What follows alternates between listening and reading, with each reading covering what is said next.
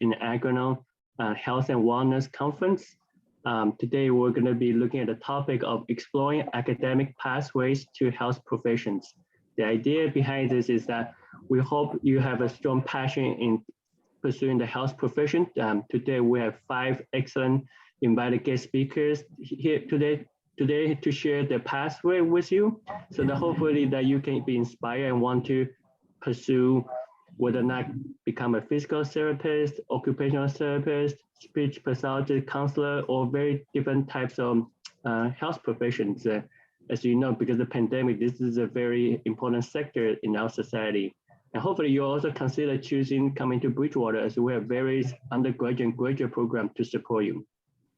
So again, thank you very much for coming here. And we're very excited to share these excellent resources with you. I hope you'll find it helpful and resourceful.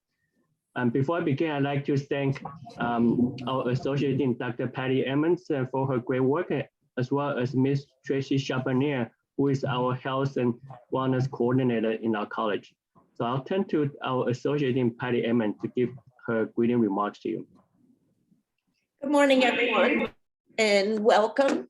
It's so great to see all of you on a Friday morning this early. We're excited to be having our first conference of hopefully one of many. And we hope you enjoy your day listening to some of our speakers and think, like Tom said, about a pathway into some of the health careers. So welcome. Thank you very much, Patty. And then next, I have the privilege and honor to introduce our Dr. Chris Frazer. Dr. Chris Frazer is the Executive Director of our BSU Wellness Center. Because under his excellent leadership, we're able to transition from pandemic safely and successfully. So we couldn't have done without his guidance and leadership. So we're very honored and excited to introduce our Dr. Frazer. Thank you very much, Tom. Good morning, everyone. I'm happy to be here and share a few quick words with you. And I'll start by just reiterating what Dr. Wu just said. I manage the Wellness Center here and our Wellness Center on campus. So I'm kind of the intersection of all the academic work, but then we also carry out some of the work that many of you, will end up going to school for. We have doctors and nurses and, psychologists and counselors, mental health counselors. We have case managers and we do a lot of health promotional outreach here from the Wellness Center. So we kind of put all this theory into practice every day here at the Wellness Center for our college population, for our campus of 10,000 students. So, I'm probably another interesting example of different pathways to a career because as a psychologist, I wouldn't have imagined myself managing COVID a few years ago. And yet, sometimes you find yourself in a position to do something different. With your education and with your background. And I think that's one of the things that's really exciting about these careers is when you think about the overall point of finding a way to give back. I think of BSU as a school that really has so many pathways towards being a helper, whether it's teaching or in the health sciences. There's ways for people that come here to learn how to give back to their community and really, really help everyone around you. And I love that about this place. I think the school is amazing for that reason. And I'm really excited to be able to both teach a little bit here on campus, but also kind of give back directly to the community, with our health and counseling services.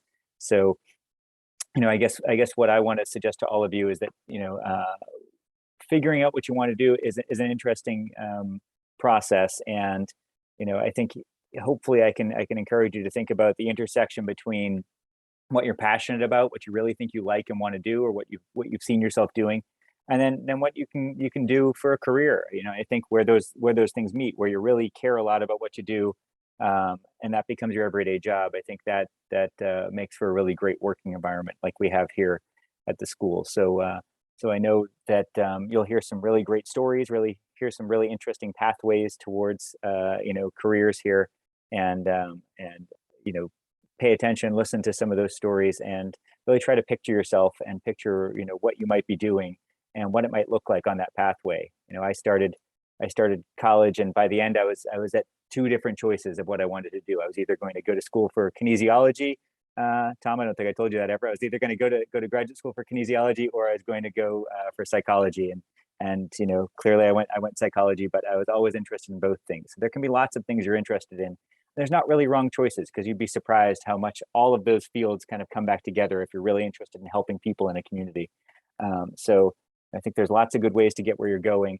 The one point I suppose I'd want to leave you with is it's not just about what you end up doing. The thing for me that makes my job feel so meaningful and impactful is where I do it. And I love doing this where I do it. I love working with the people I work with. I love having the team around me that we have here at Bridgewater State University. And I think that's another big factor. So figure out what you want to do, and then figure out where you want to do it. And you can really have a productive and meaningful career. And I think that's really important, more so than a lot of other things that we measure our success by. Whether you feel like you've been able to give back in our community is really important. So thank you very much for having me here today. Best of luck to you all, and I hope you're going to hear some really interesting speakers today. So I'll give it back over to Tom to move the program along. But welcome to this BSU panel. Thank you very much, Dr. Frazer. Thank you for your words of wisdom. I think this is very helpful, and hopefully you'll resonate with our students. Okay. Next, I have the privilege to introduce our very first speaker, is Brad Miller. I have known Brad for a couple of years, and we have a number of students working at his company for internship, both undergraduate and graduate. Brad is a founder and owner of 110 Fitness in Rockland, Massachusetts, an all-inclusive wellness center, as well as the largest wellness center in the world for individuals with Parkinson's disease. Brad is a licensed physical therapist with 27 years of experience. And he is also a U.S. Army veteran and is proud to have served as a combat medic trainer and special operations. Brad also served as a co-chair for Massachusetts Parkinson's Registry. He also served as an ambassador for Michael J. Fox Foundation and Research and Davis Finney Foundation. So I'm very excited and honored to have Brad here with us and to kind of share his pathway with you, and something that you may be able to mimic, and also maybe to kind of follow his pathway. I hope that will resonate with you. Go ahead, Brad. Tom, thank you. First of all, it's an honor to be here, and I'm so happy to see this great turnout. I myself remember being at the crossroads of trying to figure out what I wanted to do, and at that age, now reflecting back, it's really hard, right? It's definitely something where someone's saying, you need to figure out what you want to do for the rest of your life. But if you listen very carefully to Dr. Frazier, you couldn't have said it better. One of the things that I preach here at 110 Fitness when we talk about personal growth is finding something that you're passionate about and giving back to the community and thinking about what kind of footprint and impact you can make in your occupation to be of service to others. And that's really where my path has gone. As Tom said, I am a physical therapist of 27 years, and I've worked in pretty much all of the disciplines in wound care and in ICUs and hospitals and long-term care. I worked in orthopedics with high-end athletes, and now I'm specializing in neurology. 110 Fitness, as Tom said, is the largest wellness center in the world for people with Parkinson's disease, but it also happens to be an all-inclusive wellness center. So we service every disability or ability you could think of, whether it's disabled youth, adults, veterans. We service women who've been affected by domestic violence. We host programs for anybody that you could think of, including maybe yourself, who doesn't have a disability and just wants to be a better version of themselves. Our mission here is to leave no one behind and to bring people back to life. And that's really what we've created organically. This community has developed. We've been here for 5 years. And it's just, it's been a wonderful place for me to be with all the people that are involved here. Physical therapy, if you're thinking about physical therapy, is an amazing field. Myself, when I was trying to choose what I wanted to do, at a young age, I knew that I wanted to help people. That's the one thing that I knew. I've had some experiences in my life. I wrote a book about 1.5 years ago. It's a memoir of my life, talking about experiences in my life that brought me to where I am today. And a lot of it had to do with helping others. And that was the one thing that I needed to do. I did join the service. I worked in special operations as a combat medic for 8 years. And clearly that is helping people. Piggybacking that, I went to Northeastern University in Boston, and I met with all of the directors of the health sciences courses: pharmacy, toxicology, respiratory, physical therapy. And I interviewed all of them during my first year of college to figure out what my focus wanted to be. And all of those core courses in sciences were the same for all of those degrees. And so as I took those classes, I then figured out, okay, I want to do physical therapy. I applied to the Bouvet School at Northeastern and was accepted after my first year as sort of an undeclared major. And, from there, my career took off. And the biggest reason I chose physical therapy, if you are someone like me who likes a lot of change, who likes to be able to be a little bit dynamic and not to be stuck in the same thing all the time, physical therapy has so many other directions that you can go, from sports medicine to maybe working in a cardiac rehab center, to working with geriatrics, to working with burn patients, doing wound care. So there's so many wonderful ways that you can sort of become anything you want to. You could go to neurology. I mean, there's so many. You can work in pulmonary. And so for me, somebody who was easily distracted at a young age, this was a great career choice for me, because if I needed a change, there were other areas that I could go to in physical therapy. The one thing I will tell you about physical therapy is if you are dedicated and you are disciplined, physical therapy degrees are tough. You have to study and you have to really work hard because it's a competitive field, but it also is hard. It's a lot of learning. It's a lot of learning about the body and how it moves and all the different anatomy and physiology functions. And so it's really a career that needs a lot of your attention, and you should know that up front.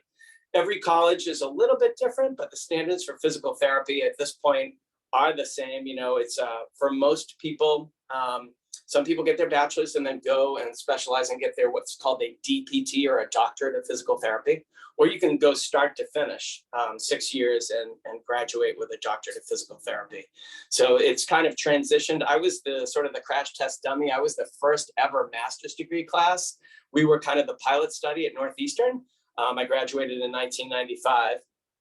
And now it's a automatic doctorates program, which for a lot of reasons is great. And for some reasons, maybe not so great, depending on where you stand on that. But one of the things I can tell you is, as a physical therapist, my job is rewarding every day. One thing we do here at 110 Fitness is research. And so I do research for companies all over the world. And one of those things that is so rewarding is being able to see research come to light. And seeing products get approved by the FDA and then brought to the table, whether it's technology or drugs, for people with Parkinson's to then make a huge impact in their life. One of the most recent highlights we had here is we helped with a FDA-approved bracelet that vibrates. And you wouldn't think anything of it, but this bracelet vibrates. It also goes on the ankle. So we have a series of 4 bracelets made by a company called Not Impossible Labs.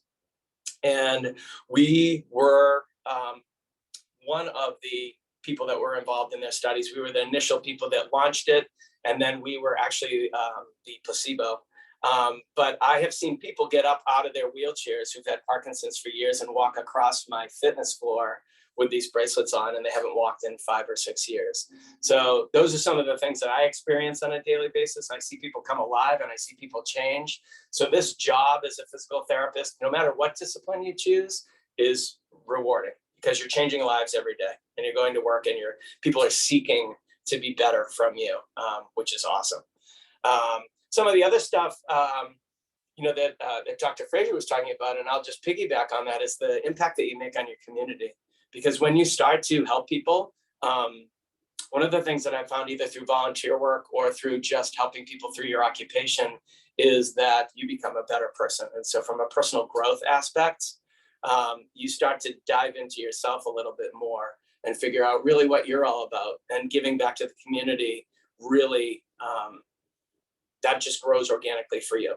And we are all about personal growth here, whether you have a disease or not. So I think it's really important. Some of the challenges, a lot of people ask me, well, what are your challenges? I don't have a lot of challenges in my profession anymore because I'm a business owner, and outside of managing a business, some of the challenges I had early on in my career, first of all, like I said, college was difficult. It's a lot of studying, it's a lot of work, totally worth it. And then some of the other challenges we had way back when, and this is not as much a challenge anymore, was working with insurance companies to get coverage for people who had health issues that were related to physical therapy, where there was like a certain amount of money that was allotted to a diagnosis, or maybe this person didn't get coverage because they didn't have the right insurance. But a lot of that has now been brought to legislation and has changed through other programs like Mass Health and other things like that. But early in my career as a physical therapist, we had to do a lot of legwork for our patients to get insurance coverage, which I didn't sign up for that as a job. I just wanted to make people better and use my hands. And that paperwork side of the fence and all the phone calls and the case management and all that. Yeah, you're laughing because you know some of you out there, I see you. So we don't have that issue anymore, which is fantastic. Some of the other things though that I don't, like I said, I don't have a lot of challenges. I want to stay in the positive is we just developed the Massachusetts Registry for Parkinson's disease. We put that through legislation. We are the second state in the country to be able to do that. And we're trying to be the example for the rest of the country so that we can start to collect data and do more research so that we can find a cure. But I am the co-chair for the Mass Registry. And I also was instrumental in providing the research here at 110 Fitness to give to the legislature at the State House in order to get them to approve us to develop a committee to then pursue the registry. So that has been a new highlight for me. Being involved with the Michael J. Fox Foundation and the Davis Finney Foundation, which Tom talked about. So I have a wonderful career. I have a wonderful job. I love what I do. I come to my job every day excited about new things. You know, it's really about compassion, and it's about empathy, and it's about really wanting to give back and be of service to others. And so, you know, I only have 10 minutes to talk. I could talk forever, but my recommendation to you, if you're thinking about pursuing a career in any of the health sciences, what I would suggest to you is go out and help somebody and be a volunteer, either in a setting that you're thinking might be the direction you might go, or in a setting where people are helping other people. And we find that consequently, when you help other people, it helps you help yourself to figure out what direction you want to go. And consequently, obviously, that helps the community and it helps the world. It turns everything around just by giving back. I am a believer, if you ever read my book, that everybody that's on the Zoom has greatness, and the greatness is upon you. And what you have to figure out is you have to figure out what that greatness is. And with that greatness, you then have to use it. It's almost like an obligation to you as a human to use your greatness as a gift to others. To make the world a better place. And you can do that through your occupation, and especially through sciences and health sciences and wellness programs. And I open my doors to anybody. We have a wonderful collaboration with Bridgewater State. We have interns come through here all the time. We just had one who finished, and he is going to be working here part-time, who went through the adaptive fitness program at Bridgewater State. And we also had 3 during the pandemic, which was quite a challenge. But if you want to volunteer and you want to see what 110 Fitness is all about, you are more than welcome. We have 50 or 60 volunteers that are here every day, 1 to 6 days a week, that help us out with our programming. And they're really the nuts and bolts that make this program what it is. So I offer that to you. You can reach out to me, you know, through email. You can get my contact information through Tracy or any of the folks at Bridgewater. But I mostly want to just thank you for your time and your interest in health sciences. And remember that, you know, giving back is really your rent to pay to the earth. So do good. Yeah. Thank you very much, Tom. Thank you very much, Brad. Thank you very much for your very inspirational presentation on giving back. I think it certainly resonates everyone very well how important is giving back, especially during the pandemic challenging time. So thank you, Brad. You also show a very broad and breadth for your career. You know, you start with the physical therapy, but you can evolve into various business owner, and in the end, working with Parkinson's disease. And please know we're very grateful of you, of our partnership with you at Bridgewater. And thank you for taking our students for the internships and give them such a wonderful experience so that they can move on to a very successful health sciences career. Thank you, Brett. Thank you. My pleasure. Okay, next I have another privilege to introduce another wonderful speaker, Tanya Keeney. Tanya Keeney is a proud first generation college student from Minneapolis. After attending the University of Minnesota, Tanya completed her undergraduate degree in sociology at Castleton State University in Vermont and her master's degrees in education at Bridgewater State University. Tanya has worked in higher education for over 25 years, including college admissions. She worked as a school consultant at Sheridan High School for 13 years before retiring and starting her own business called College Pragmatics, a higher education consulting firm. For the past 6 years, Tanya has been a part-time faculty member at Bridgewater, and we're very lucky to have Tanya as our part-time faculty at Bridgewater State University. So it's my pleasure to introduce you, Tanya Keeney. Hey, everybody. Good morning. Happy Friday. It's good to see everybody here. I want to thank Dr. Wu and Tracy Charbonnier, the College of Ed and Health Sciences for putting together this first annual conference. It's so awesome. I'm pleased to be here today with Chris, Brett, Denise, Sarah, Mary, and excited to be part of a conversation around these various pathways within health professions. Super exciting. So yeah, I'm Tanya Keeney. I teach part-time in the graduate school within the counselor education department at Bridgewater State. And to be honest with you guys, my journey to this point has been completely filled with starts and stops and detours. And that's the joke about school guidance counselors. If you don't know what you're going to do with your life, go be a guidance counselor, right? But I'll tell you what, when I was in high school, I could not have imagined the pathways that I've taken to reach this point in my life, where I now own my own business and I teach at a college. Nobody had their money on me back when I was your age in high school, believe me. So I'm the first in my family to earn a college degree. And I will say that being a first generation college student, it definitely had its own unique challenges. And we all grow up with dreams of what we'll do one day, but how on earth are we supposed to know, especially in high school, how to get there and what it actually takes? What's realistic, what makes sense in our lives? And honestly, my lack of guidance in high school ultimately really did lead me to a career in school counseling. But again, it was a really windy path. When I was in high school, I thought I'd be an author or a music journalist. I love to write. I love being around people. Definitely love music. I went to the University of Minnesota. I was an English major. I dropped out after a number of major changes. But the thing is, honestly, every major I tried was truly something that I had interest in, and I don't regret any of it. I enjoyed them all, but I just never understood how on earth pathways to careers really, really worked. And honestly, I only wish I had a place like Bridgewater back in the day to rely on for that direction. So after managing a record store and working at a homeless youth shelter and working at the university, I finally earned my degree. I worked in college admissions for quite a while after that. And I really developed a passion for higher ed and honestly, working with adolescents. I'm one of those weirdos that loves teenagers. What can I say? So I went on and earned my master's at Bridgewater in counselor ed, and I worked for 13 years as a high school guidance counselor. With school counseling, all of my interests truly came together within that career. And it was the first time I truly understood the concept of doing what you love. And you hear about that, it sounds like blah, blah, blah, but it's really out there. You can find meaningful work. So being a school counselor really relies on psychology, sociology, child and adolescent health and development. Doing your best to remain cool in the eyes of teenagers is also something I worked really hard on, failing miserably at times, I'm sure. But nonetheless, school counseling is a super rewarding career. And while I'm sure it's tough to imagine going to school for 4 years and then another 2 just to be qualified to be a school counselor, if you do it the right way, you're going to have a ton of fun along the way.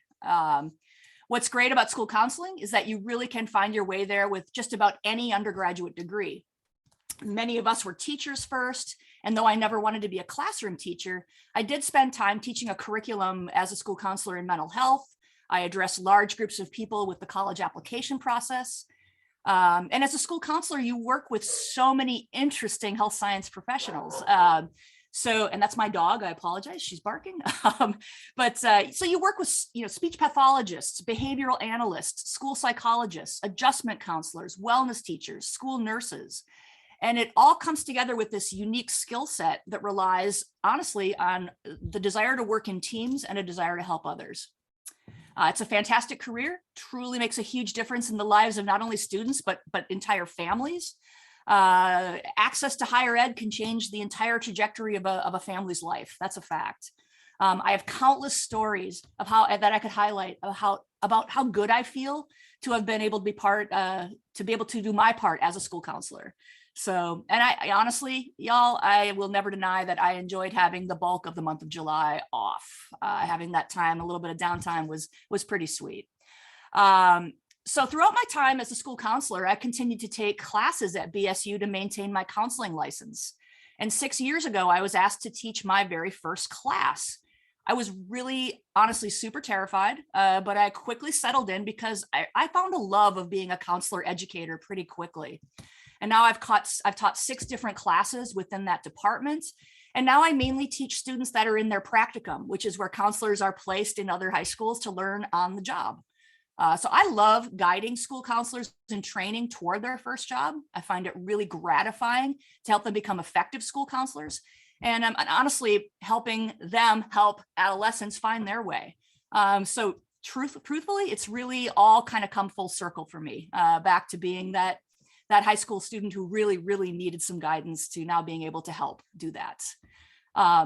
I will never lie that saying school counseling is an easy job. It's not. Like any career, it has its challenges. No day is ever the same. No minute is ever the same. 1/3 of the time as a school counselor, I worked on things like scheduling, academic advising, and a lot of paperwork. Absolutely. I worked at a high school where 95% of students went on to 4-year colleges. So that took up about half my time. And the rest was really spent with students and families in crisis. We were I believe we were in an adolescent mental health crisis before COVID. But unfortunately, COVID really exacerbated that issue. And at first, as a counselor, I thought it was completely antithetical to counsel students virtually. Why would we do that? So much of counseling is nuanced in that in-person setting. Counselors see their students. They sit with them in sadness. We celebrate their triumphs and happiness. You read social cues, body language, all of those great counseling skills were taught as counselors in training. That's so much more difficult to do that on a screen. But that said, I now acknowledge that telehealth and telecounseling has played a vital role in checking in on students. And I've learned that some students, especially those that may particularly be anxious, they actually prefer the safety and security of talking over Zoom. So I never stop learning. That's the best thing about this. I personally believe that high school students are under more pressure than the previous generation and the generation before that. I do. Social media can be a blessing for so many, but for some, it's absolutely nothing other than a curse. The mixed messages of who we're supposed to be and the distractions of living life with screens. And I think it's created a lot of disconnection, and I see it creating more adolescent existential crisis. So school counselors are charged with knowing every single student assigned to them. School counseling is a helping profession, absolutely, above anything else. And if you're drawn to helping others, I'm a strong advocate for pursuing school counseling, whether it's at the elementary level, middle school, or high school. So honestly, I believe that there's opportunity within every opportunity you have, and that every new beginning, it sounds cheesy, but every new beginning you have comes from some other beginning's end. In 2020, I made the decision to actually leave the field, leave school counseling as a practicing school counselor in order to teach more classes at BSU. And I started my own consulting firm. Never in my wildest dreams that I thought I would own my own business. So now it's all coming together. In my work, I combine kind of family systems counseling work with post-secondary planning. And I continue to use my counseling skills while helping families navigate the college application process. I love mentoring new counselors as a part-time faculty member. And I'll be honest, my 17-year-old self could never have imagined my life now. And that's part of that is I didn't understand, again, these pathways. And I wouldn't have understood any pathway to this newest iteration of my career. So my recommendation to you is just get started and trust that if you invest time in making connections with advisors, professors, academic support specialists, you're going to find your way. And don't worry if you don't have everything figured out yet. I want you to think about your strengths and interests. And if you're not sure what those are, continue talking with your own school counselor. Continue to take good care of yourself, be open to exploring a number of different academic and career pathways while you're in college. And honestly, I just wish you the best of luck. And I'm looking forward to our Q&A at the end of our morning. So that's my time. And I'm going to turn it back to Dr. Wu. Thank you. Thank you very much, Tanya. Thank you for sharing your passion in counseling and also your interest in working with teens and this perfect audience that we have so many high school students, almost like you are giving them a counseling sessions and share your wisdom with them. Perfect. You bet. Good. Next time we're going to move on to Denise Cruz. Denise Cruz is a bilingual speech language pathologist and the director of clinical education clinical service of Marymount Speech Language and Hearing Clinic, which provides diagnostic and clinical services to adult children with communication and related needs. She has been in practice since 2005 with experience in a variety of communication, voice, feeding, and swallowing disorders in various settings and delivery models. Her clinical interests lie in the areas of rehabilitation of head and neck cancer patients, swallowing disorders, voice disorders, and care of the profession of voice. So I'm very excited and very honored to have Denise joining with us today.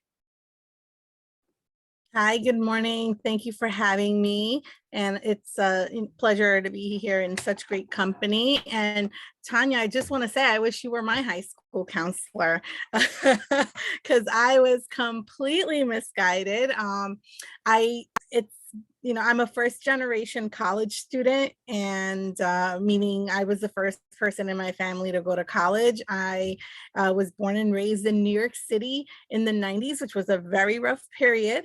And I unfortunately was in a school where the counselors were not as dedicated and kind of had to do the research on my own. And I thankfully ended up by accident in an amazing institution, City University of New York, which is our public college system, and it's amazing. It consists of Lehman College, Hunter College, Queens College, Brooklyn College. And so I had the pleasure of attending Lehman College. And when I went in, I sort of took the college path where in my mind, I really wanted to go away, but I did not have the funding or the privilege to have the opportunity to go away to college. So even though I was lucky to get into college, a little part of me kind of felt like I had failed because I wasn't having the college experience that I was seeing on television, like, on the Cosby Show, or It's a Different World, which were some of the shows that I was growing up with. In these television worlds, all the kids got to go away to their dorms and went away for college until after my first semester, I kind of snapped out of it. And I said, what am I doing? I have the luxury of living at home. I'm not getting into debt. I am on the softball team. I'm joining the swim team, and I'm on this beautiful campus. So just because I'm traveling from home to school doesn't mean I'm a failure. Like, I made it to college, and just sort of reframing how I looked at my college experience made everything different. Because yes, college is an experience that makes you independent. And, you hear all about like, oh, you're going to go to college, but that's not always how it works. Sometimes we're close to home, and that's okay. And I'm grateful because I grew up without debt. I graduated without debt, thankfully. And so it was great. And once I entered Lehman, I knew I wanted to go initially pre-med. And I wanted to be in a helping profession. I was always fascinated by the story of Helen Keller and Anne Sullivan. And so when I realized that I am not squeamish with blood and I can watch hours of surgeries, but for some reason, I had this phobia of cadavers. And I realized, well, medical school is going to be a little hard to get through if I can't dissect the cadaver. So what else can I do that is health related? And that's really when I really figured out speech pathology was the area for me. And so it's been an amazing career as a speech language pathologist. It's been great for, as I say, my undiagnosed ADHD because of the variety of patients that I get to work with and the variety of settings that I get to work in. So speech language pathologists, we work to prevent and assess, diagnose, and we treat speech, language, social communication, cognitive communication, voice and swallowing disorders.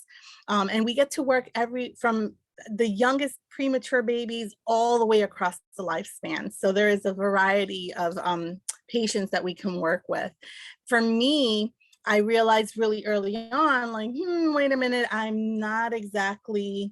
love children, I just don't like giving them therapy. I find working with children was a little bit boring for me. It wasn't as exciting. And when I discovered the whole medical world of speech pathology, that's really where I fell in love. So my specialty is in voice and swallowing disorders. So through on-the-job learning, I've gotten the privilege of rehabilitating some pretty famous Broadway voices, getting them back on Broadway after suffering a voice injury. And I've also had the honor of restoring non-famous voices that just wanted to be able to communicate with their loved ones again after suffering throat cancer. I've worked with stroke patients. I've worked with premature babies, helping them how to swallow. So getting their system strong enough so they can feed and be able to thrive on their own. And with stroke patients. So it's been an amazing journey for me as a speech pathologist. And one of the questions that we were told to think about is, what is the most rewarding part of your profession? And I'm always humbled because I find the entire profession to just be so rewarding. And yes, it does have its challenges, but the rewarding aspects are that, at the end of the day, we are making a difference in someone's life. But every time that we do that, there's also a little something different that changes in us. I always say it humbles me and helps me take it, look at life from a different perspective, and just to be grateful for, that I'm moving through life and I'm not facing challenges at this current time, physically, or that a loved one isn't going through it. And I treat every patient I come across the way I would want myself or a loved one to be treated if they were receiving services. And it's something that I always teach my current students now. Sometimes, life can be stressful. And so, really making sure that when I'm at work, I am there wholly and fully there for my patients is very important for me. And it's also great because it's such a collaborative field. I mean, I started my field working in early intervention, and then in the school setting, in the hospital setting, and now I'm in higher education.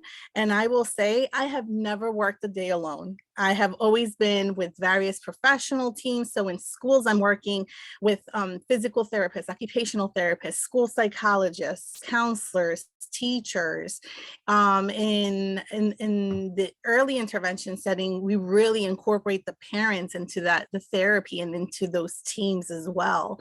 And in the hospital setting, we're working with every medical professional that there is, depending on which area or what your client's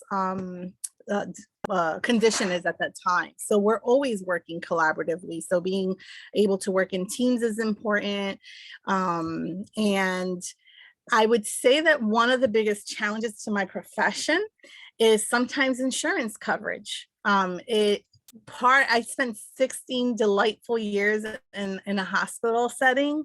And the reason I walked away was not because I didn't love working in the hospital. I walked away because it was becoming difficult sometimes to have to tell a patient, like, I'm really sorry, like, yes, you need, extra therapy, but your insurance won't cover this, or the insurance will not cover the speech device that you need to help you generate speech. So we have to go with maybe an option that may not be the best for you, but we're going to make it work for you. And so that was difficult for me.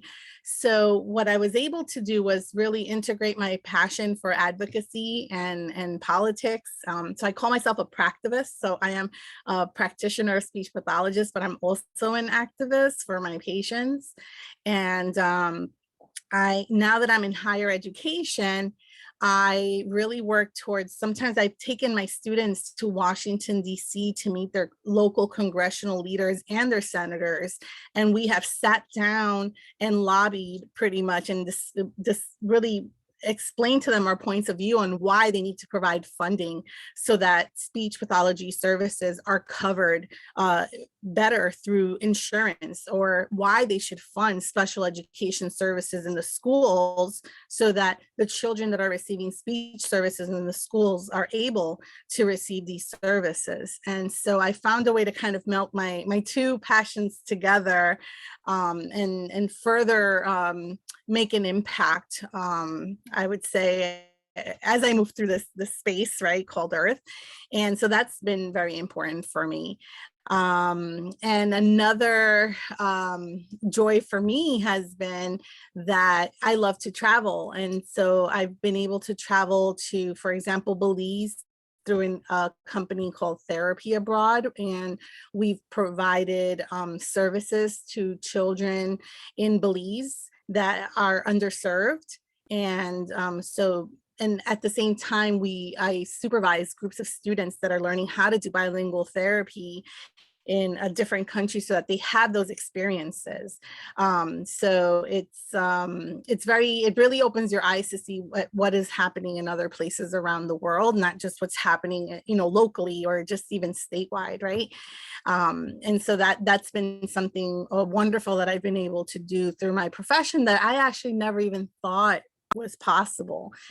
So that's been a wonderful surprise in my field. And I will say one of my favorite moments of being a speech pathologist, I would say, is nothing gives me more pride than when I walk into a therapy room and I'm able to greet a patient in their language. So my native language is Spanish, and being able to provide services to a client in their language and just automatically seeing the relief that washes over them, that they don't need to use an interpreter, that I can wholly communicate with them, and that in itself will improve their health literacy, and really teaching the patients how to advocate for themselves and their needs. And it's another moment that made an impact in my career was when I started working with throat cancer patients. I had this one patient who's every patient, we have goals for the patients, and usually we start off with, simple communications. We have to work on one words, and then we put their phrases together. And this patient immediately just wrote to me on a paper, I just need to say I love you to my wife. That's what I want to work on. And we worked on using an electrolarynx, which is a device that makes is able to help a patient who has had their larynx or their vocal folds removed to speak again, even though they sound very robotic.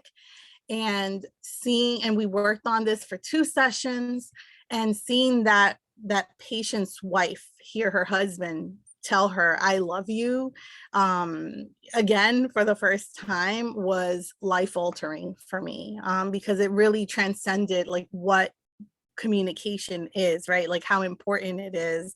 And it didn't matter that he didn't sound like himself.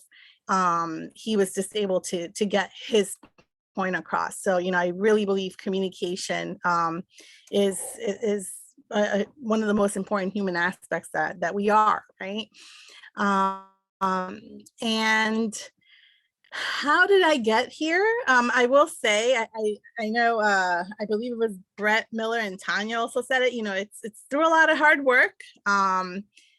You have to go to college for your 4 years. You don't necessarily have to major in speech pathology, although it is very helpful if you do speech pathology, because if not, then you could do what's called a postbac, where you would just take the 6 or 8 courses that are necessary in order for you to go on to get your master's degree. So the master's is really the terminal degree in order to practice as a speech pathologist. And I know that as you sit there in high school, you're like, oh gosh, 4 years, another 2, 6 years of schooling. It seems like it's never going to end. But one of the things that moves the fastest things that moves around us is time. Like before you know it, like you're all in prom, before you know it, you're graduating from college. And then before it's even quicker. Grad school really goes in a blink of an eye. So it's not as long as you think it is. And along that journey, I will say those 2 years that when you're doing your master's, you are really practicing and getting your feet wet and realizing like different work settings and do I like this? Do I not like this? Right? So don't be scared of time. Even though it seems like it's a lot, it does move really fast. Ask your parents. I'm a parent myself and I have a 15-year-old and I am in shock every time I look at him because I'm like, I just birthed you yesterday and now you're 15. It really does go by in a blink of an eye. And for those of you that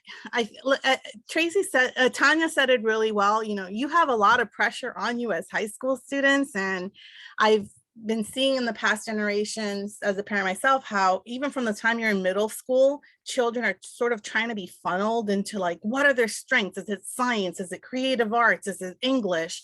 And it's almost like you have to know what you're doing when you apply to college, which is not really true. It's helpful, but it's not necessarily true. And I always tell my high school students, and especially my college students that are still undecided, look at your transcripts. Sometimes you may find that if you print out what your grades are looking at, you're going to see a pattern. You may find that you're getting all your better grades in math or science, history, right? Or, you know, creative arts. And that's usually, I always say the transcript doesn't lie. And so if you look at where your strengths are right now on your transcript, that kind of starts to lead your way. And that journey, when you look at your college transcript, is even stronger. So that can also help you kind of decide more or less what you want to do.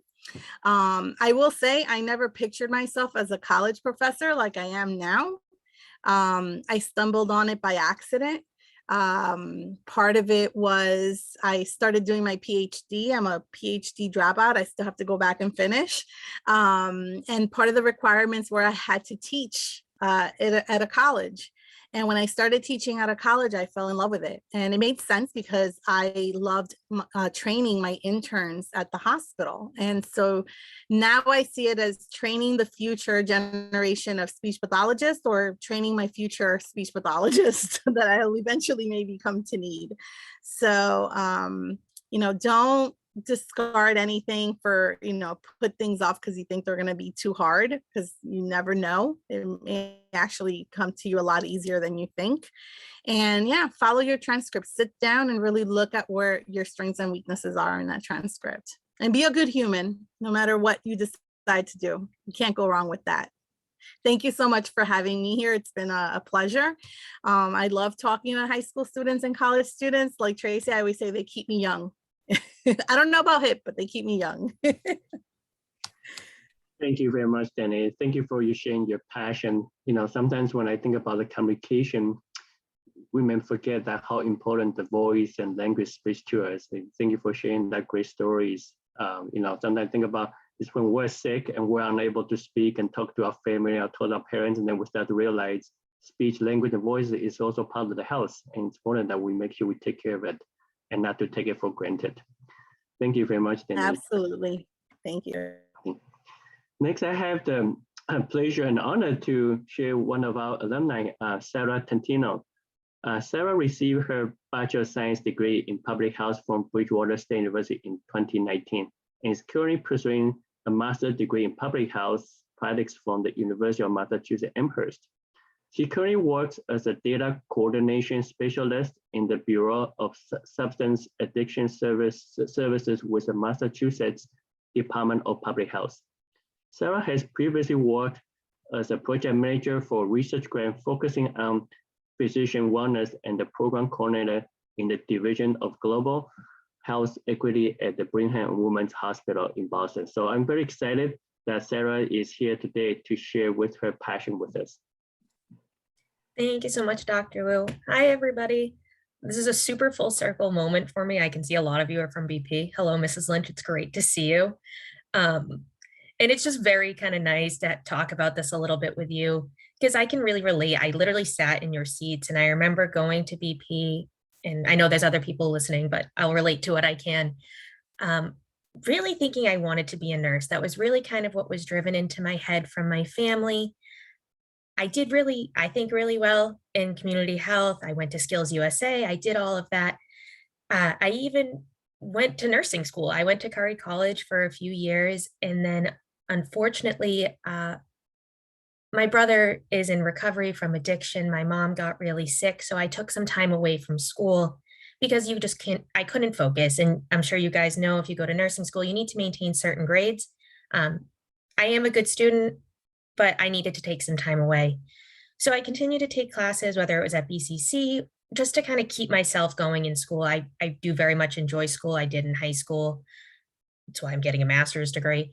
And I started researching and I was like, I still want to do healthcare. I don't know if nursing is the right fit for me right now, but I want to help people, want to work with people that are struggling with addiction, right? I have the personal connection for family. I've lost many friends and family members. I don't think that's a unique thing, unfortunately, anymore. So I was like, what can I do?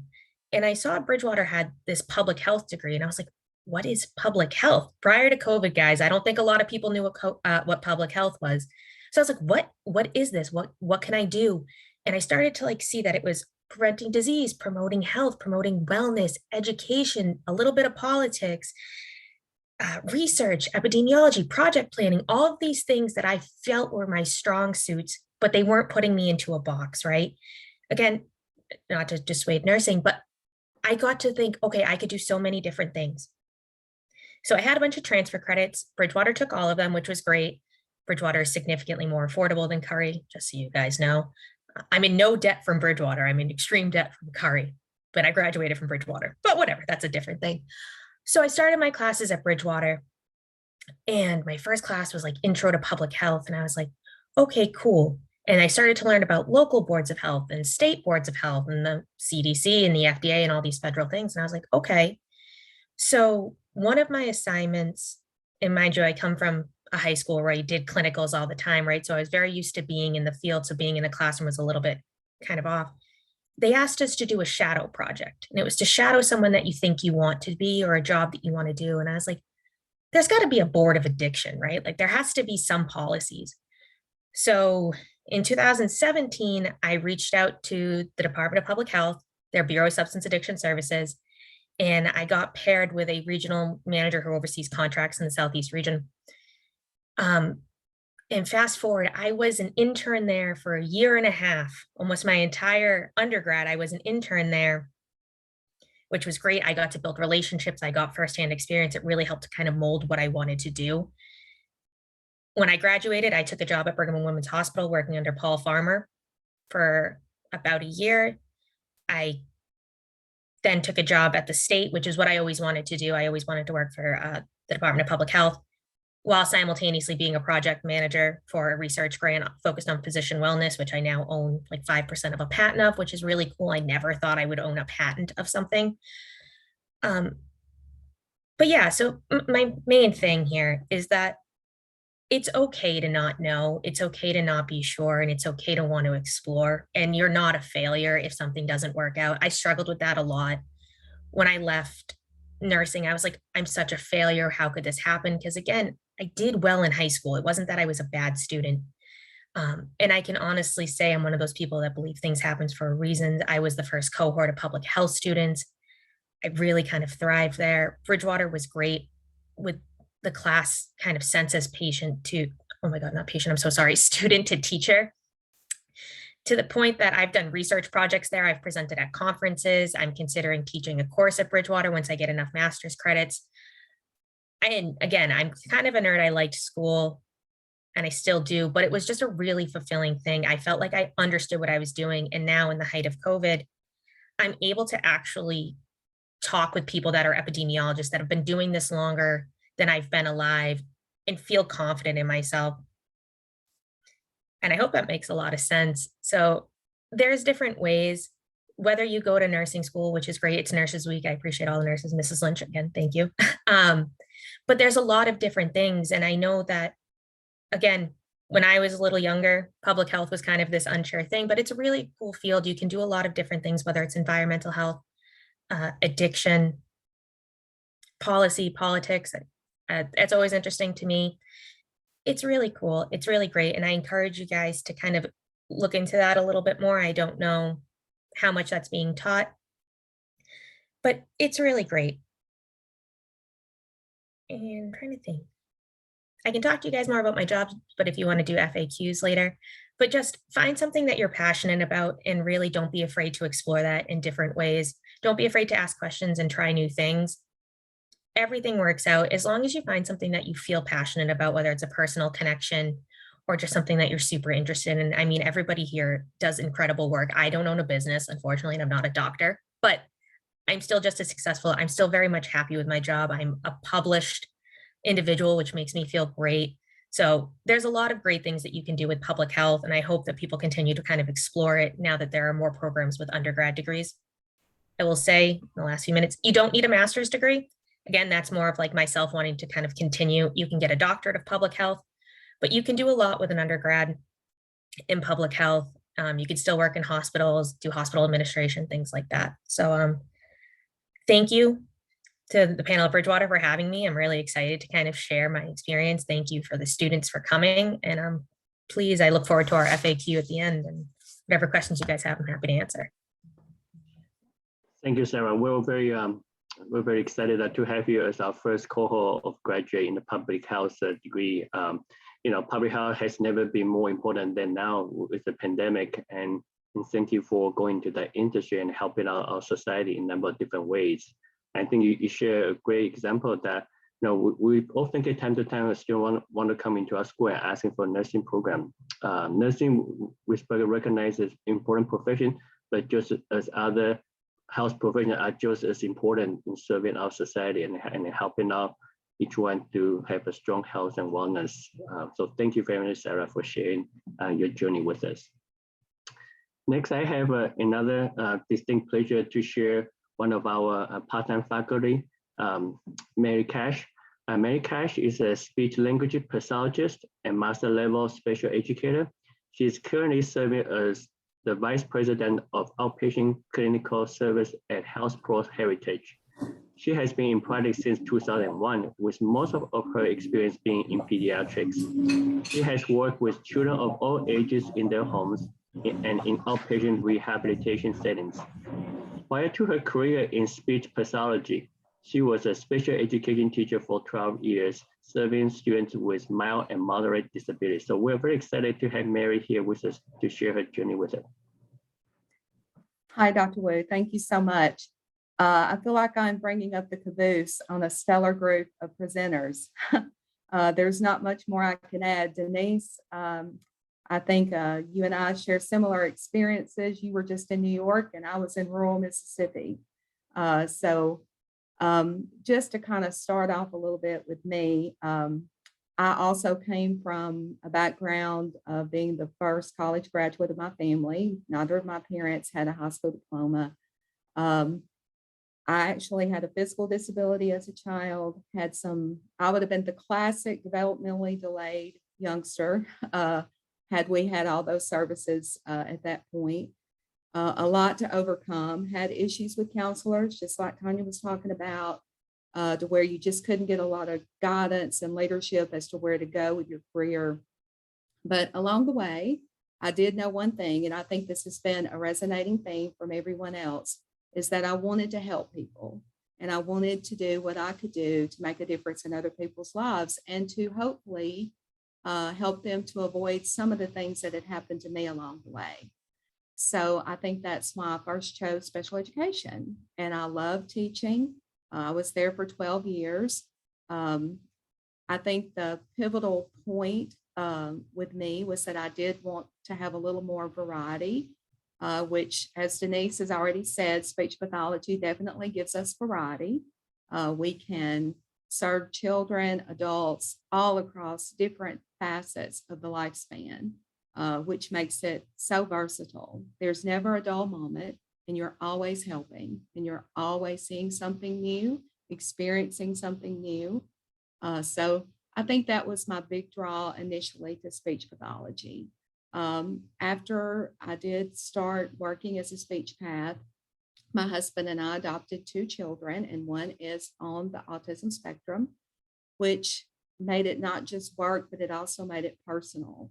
So in a lot of ways, we live our careers and we practice our careers because I've learned so much from my son and trying to meet his needs and be an advocate for him has taught me just as much, if not more, than being in grad school and going to school and doing the textbook work.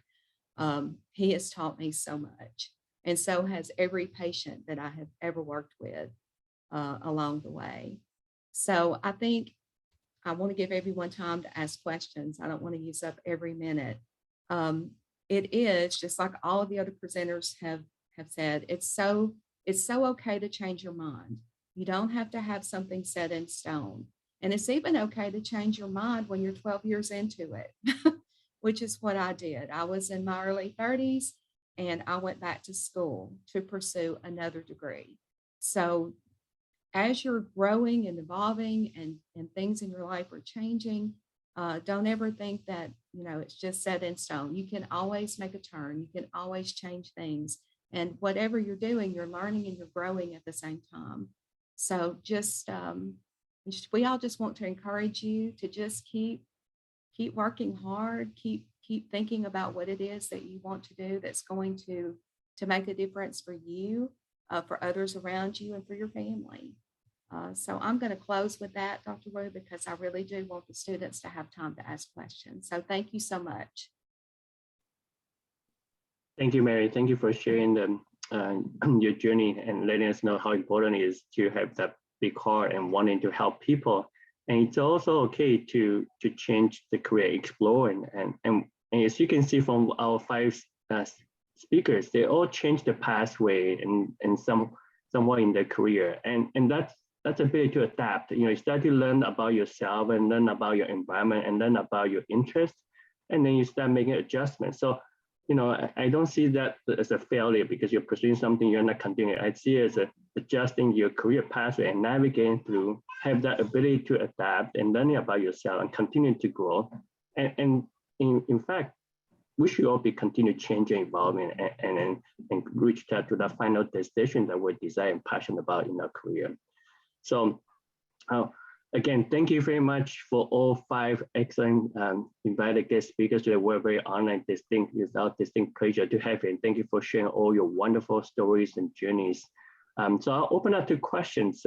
Please, if anyone have any questions for any of our 5 speakers.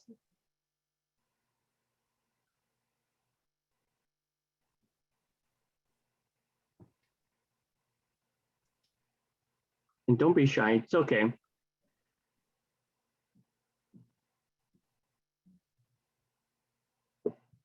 Any questions?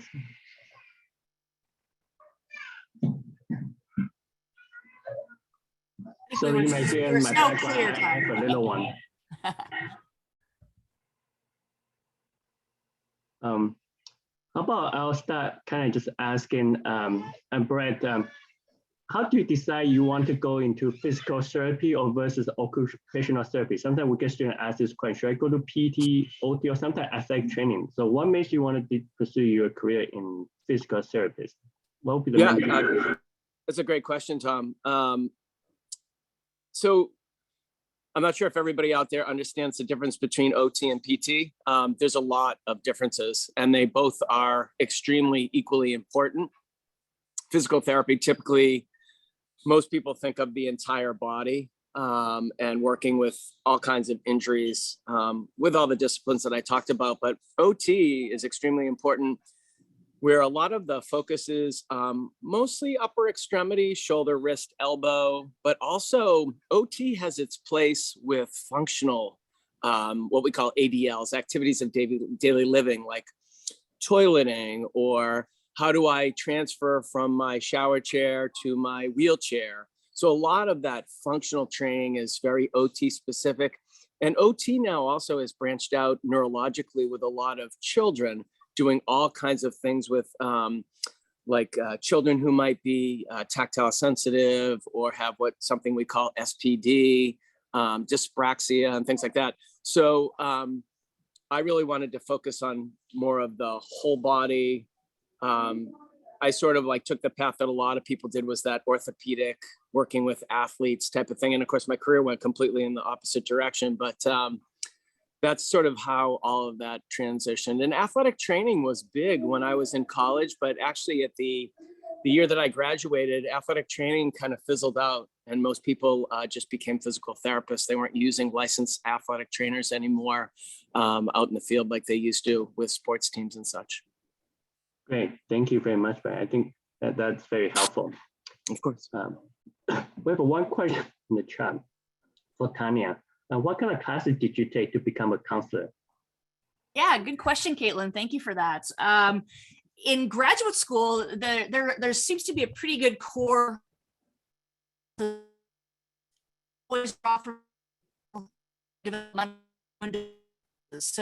that's definitely typical for anyone grades K through 12. You know, we need to understand what's developmentally typical before we think if someone is not okay. So knowing that teenager, everyone else is wrong and you're right, those kinds of things, you know, and that's a fact. Beyond that, an ethics class is certainly important. There's so many ethical dilemmas that you're going to have as a counselor, and that is a class I refuse to teach, by the way. It's a tough one, no doubt, but it's so important. Beyond that, the counseling skills, counseling theories.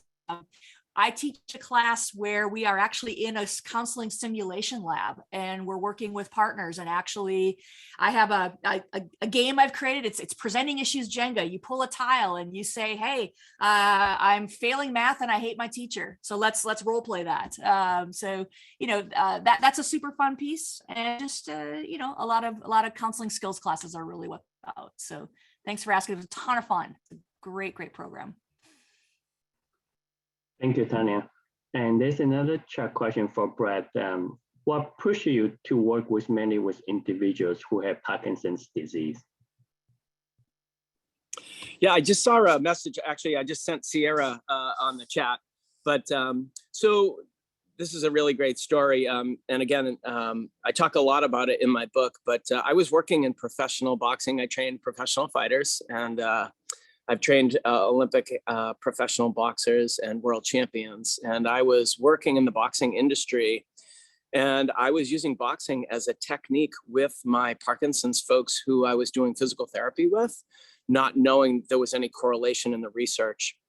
Clearly, this is a non-contact boxing program for people with Parkinson's. So we train people with Parkinson's disease exactly the way we would train professional fighters minus the contact. And we have extremely impactful data that proves that we can actually protect the cellular structure of a dopamine cell from breaking down as quickly as it would with boxing technique 3 days a week at a very high intensity level. And so my wife's aunt passed away from Parkinson's disease as well. So we have a family connection as well. And so between my physical therapy, my work in professional fighting, it was really just the universe, I think, calling me to do something about this. And when I started 110 Fitness, there were 2 people my first day. And in about a month, we had about 40 people in a very small space that needed help. And that was when I left my other business, which was wheelchair design and brace making and all that fun stuff. And I started this program. And now we run about 200 people through here in a week with Parkinson's disease. So that's how it happened. The long story short. Thank you. Thank you, Brad. I have a question for Mary, and it's in the chat. Do you like making your work so personal by working with having an autistic child, or would you recommend taking a job that isn't as personal? It's a good question. Do I enjoy my work? Yes, I do. It had actually, like I said, my son, there's no doubt grad school will teach you many things, and so will clinical opportunities, your clinical fellowship, all those things teach you. But when you have a child that that needs you, not just needs you as a parent and as an advocate, you really do dig more into your work, and you dig more into what they need. And along the way, you learn and you grow, and then you use that knowledge to help other children. I think that's, my primary focus has always been in pediatrics. I've never worked as a speech pathologist. in any other setting. So I've always used my work with my son and the knowledge that I've gained from him to carry over also into my work. It meshes very nicely. It really does. And it does give me a very personal view. I know as speech therapists, we will hand out a lot of home programming to our patients and to their families. And I learned after I had to bring my son home and it was dinner time and bath time, that it was very hard to do the things that I had been asking other families to do for 14 years before we adopted my son. So I really had to take a step back and think, okay, how can I assist my families and support them without overwhelming them, and make it very real and very, very reasonable, the things that I was asking them to do at home. So that really did. It has helped me career-wise, and along the way that it's also helped him. So no, I enjoy my work, and I'm more now in, I don't do very little direct treatment. I'm doing a lot of mentoring, a lot of working with young therapists, trying to standardize processes and make things easier, not just for them, but also for the clients that we serve. So having my son really still helps me kind of keep in the trenches, because he still has the needs of a speech pathologist. He still has needs that have to be met. So it has helped me. It has definitely been a positive. Thank you, Mary. You're welcome. And then we have a few questions for Denise, and you may see them from the chat. So I can address it. They all kind of interconnect. Yes. So for swallowing disorders, it's very interesting. At the grad level, we take a course that is called swallowing disorders, or dysphagia. That is the name for someone that has a swallow disorder. And in that course, we really dig deep into the anatomy of the oral cavity, your throat, and how everything sort of works. So we take anatomy classes. We do take a lot of classes in language development, child language, different disorders, introduction to communication disorders, language sciences. And in that anatomy course, we learn the anatomy. And that's a course that requires a lot of students, it really requires a lot of memorization, right? You have to know the body parts and also remember what they do. But I always tell my students, it's not just memorizing. If you really personalize, hey, these are the anatomical parts that I have that are involved with speech and swallowing. And if something loses function, what is that something and how do we make it better, right? So for swallowing, we also work very closely in radiology. And that was one of my favorite things to do. We would go to radiology. I would work with the radiologist, and we would do it's called the modified fluoroscopic barium swallow, MBS. And we get to see, it's like a live x-ray of a person eating different consistencies. So thin liquids, thick liquids, solid foods, purees. And so we get to see how food moves through the oral cavity from the chewing stage into the swallowing stage. And then we are taught what anatomical structure is impaired during that process, and what are the exercises or techniques that will help that person either improve their swallow function, if it's a muscular problem, a timing problem, or is there a technique that they could do, something as simple as tucking their chin as they swallow. And so in the course of that, we work with many, like I said, premature babies. It's helping stimulate their muscles so that they can get stronger with their swallow reflexes. We work with stroke patients that can have difficulty swallowing after a stroke, and Parkinson's patients, because they also experience deterioration in their swallow. And someone asked whether we take English literature classes. So, I'm not sure if we're trying to get out of those English lit classes, but I will say there is a lot of language involved in speech language pathology.